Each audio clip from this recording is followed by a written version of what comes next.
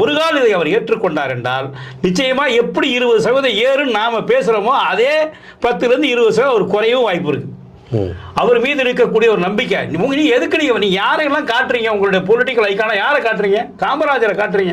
காமராஜர் என்ன எஸ்பிஜி வச்சுக்கிட்டு போனாரா, இல்ல என்எஸ்ஜி வச்சுக்கிட்டு போனாரா, இல்ல பாதுகாப்பு தனக்கு பின்னாடி ஒரு வாகனம் கூட வரக்கூடாதுன்னு சொல்லிவிட்டு பயணம் செய்தமா? ஒவ்வொரு கிராமமும் பயணம் செய்து சாதாரண பல விஷயங்கள், பல போராட்டங்கள்ல எந்தவித பாதுகாப்பு தேவையில்லை, தேவையற்ற செலவு வேணாம் ஏன் மக்கள் கண்டிப்பா அதே போல அப்படின்னு சொல்லிட்டு போனவர் கர்ம வீரர் காமராஜர். இப்ப அதே போல என்ன நீங்க படம் அங்கலையம்மாளை காட்டுறீங்க? அவங்க என்ன விதமான ஊடகத்தை அவங்க எதிர்பார்த்து எதை அவங்க எளிமையான வாழ்க்கை வாழ்ந்தவர்கள். நீங்க காட்டக்கூடிய ஐக்கான் எல்லாமே பிரமாதமான ஆட்கள்.